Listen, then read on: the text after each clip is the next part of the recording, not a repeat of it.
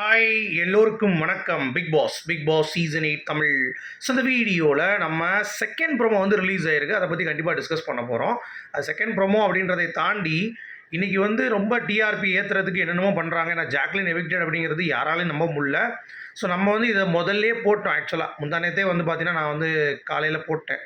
சரியா, அது வந்து பயங்கரமான ஒரு ப்ரெஷர் வந்து க்ரியேட் பண்ணியிருக்கு அப்படிங்கிறது க்ளீனாகவே தெரியுது. ஸோ இந்த ப்ரோமோவில் என்ன ப்ராட்காஸ்ட் ஆகுது அப்படின்னு பார்த்தீங்கன்னா, ஜாக்லினுக்கும் பவித்ராக்கும் இடையில் ஒரு சின்ன ஒரு வாக்குவாதம் போகுது. சரியா, ஸோ என்னென்னு பார்க்குறதுக்கு முன்னாடி சேனலுக்கு புதுசாக இருக்கிறவங்க சப்ஸ்கிரைப் பண்ணுங்கள், வீடியோவை லைக் பண்ணிக்கோங்க. இப்போ நம்ம வீடியோக்குள்ளே போகலாம். ஸோ ஜாக்லின் எவிக்ஷன் அப்படிங்கிறது உங்கள் எல்லாத்துக்குமே தெரிஞ்சிருக்கும். ஸோ ரொம்ப மனநிலை வந்து எல்லாத்துக்கும் வீட்டில் வந்து பாதிக்கப்பட்டிருக்கு அப்படிங்கிறது தான். இன்னும் நீங்கள் கவனிச்சிங்கன்னா, நேற்று நடந்த அந்த ஒரு ஷாக், அதாவது பிக் பாஸ் வீட்டில் சொல்கிறேன், இன்றைக்கி நடக்கும், அவங்க டெலிகாஸ்ட் ஆகும். ஸோ என்ன நடந்துச்சு அப்படின்னா, பயங்கரமாக வந்து அழுதுருக்காங்க. மொத்த வீடுமே அழுதுருக்கு. அதை பற்றி நம்ம பேசுவோம். இந்த ப்ரொமோவில் ஜாக்லின் பவித்ரா கரெக்டாக வந்து பார்த்தீங்கன்னா 2 லட்சம் வைக்கிறாங்க. சரியா, ஸோ மீட்ரு வந்து 30 மீட்டர்னு நினைக்கிறேன். ஸோ 30 மீட்ரு 2 லட்சம் பெட்டி கரெக்டாக போய் எடுத்துகிட்டு வந்துருங்கன்னு சொல்லிட்டு இருக்காங்க. அப்போ ஜாக்லின் வந்து நான் எடுக்கிறேன்றாங்க. 2 பேருக்குள்ளே ஒரு வாக்குவாதம். என்ன அப்படின்னா, இல்லை ஜாக், நான் போகிறேன், போய் எடுப்பேன், எடுத்துகிட்டு அவுட் ஆனாலும் பரவாயில்ல, நான் வெளியே போய்க்கிறேன், அவனுக்கு புரியும் நினைக்கிறேன் நான் சொல்கிறது. அது அவங்க என்ன மீன் பண்ணாங்கன்னா, ஓட்டு வந்து இல்லை, நான் எடுத்தாலும் பரவாயில்ல, எடுக்கலனாலும் பரவாயில்ல, எனக்கு எஃபெக்ட் ஆகாது, நான் போகிறேன்னொடனே ஜாக்லின் கன்வின்ஸ் ஆகிறாங்க. சரி, ஓகேன்ட்டு. பட் ஒரு விஷயம் சொல்கிறாங்க, நான் உனக்கு இப்போ விட்டு கொடுத்ததுக்கான காரணம் என்ன அப்படின்னா, நீ கண்டிப்பாக நம்ம எல்லாத்துக்கும் பெருமை சேர்த்துருவ, எப்படியாச்சும் உள்ளே வந்துடுவேன் அப்படின்றத நான் நம்புகிறேன், இல்லாட்டி நான் தான் போயிருப்பேன் அப்படின்ற மாதிரி வந்து பார்த்திங்கன்னா சொல்கிறாங்க. ஆனால் அவங்க பெருமை சேர்த்துட்டாங்க ஜாக்லின், நீங்கள் பெருமை சேர்க்காம விட்டீங்களே அப்படின்ற மன வருத்தம் தான். ஏன்னா அந்த டைலாக் எனக்கு கேட்கும்போது ரொம்ப வருத்தமாக இருந்தது ஜாக்லின் கிட்ட. ஏன்னா ரெப்ரசன்ட் பண்ணி நீ போகிற, உன்னை நம்பி நான் கொடுக்குறேன், என்னை விட்டுட்டு நான் வரலன்ட்டு. அப்போ நீ வந்து நல்லா ஓடிட்டு வரணும்னு சொல்கிறாங்க. ஸோ பவித்ரா ஓடுறாங்க, ஓடிட்டு உள்ளே வந்துடுறாங்க. அவங்க கதை மூடுற மாதிரி எப்பயும் போல் அந்த எடிட்டிங்கில் காட்டுவாங்கல்ல, அந்த கிமிக்ஸ்லாம் காட்டுறாங்க. பட் உள்ளே வந்துட்டாங்க. சரியா, இவங்க வந்த பிறகு சௌந்தர்யா அடுத்து போயிருக்காங்க. சௌந்தர்யா எடுக்காமல் ஓடி வந்திருக்காங்க உள்ளே 2வது. அப்புறம் நம்ம விஷால் போயிருக்கான். விஷால் போயிட்டு அந்த 5 லட்ச ரூபா பணப்பெட்டியை எடுத்துகிட்டு வந்துட்டான்.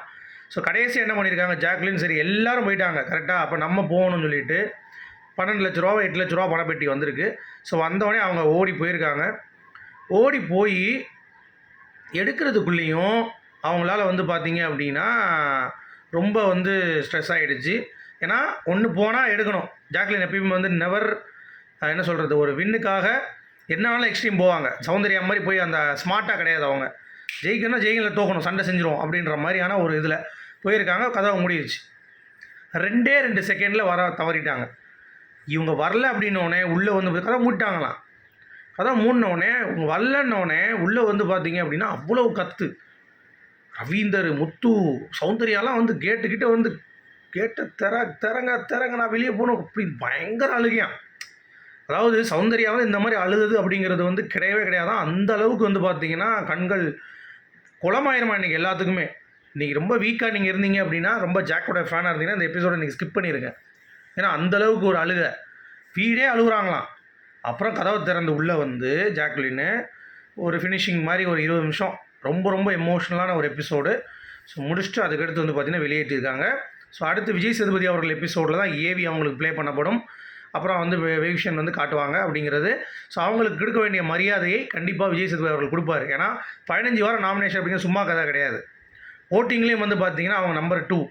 ஸோ இதெல்லாம் டிசர்வ் பண்ணி டாப் 2ல் இருக்கக்கூடிய ஒரு ஆள் ஜாக்லின் நீங்கள் அப்படின்னு சொல்லி கண்டிப்பாக ஒரு அங்கீகாரம் கொடுப்பார் அப்படின்றத நான் நம்புகிறேன் இந்த வட்ட ஸ்டேஜில் வச்சு.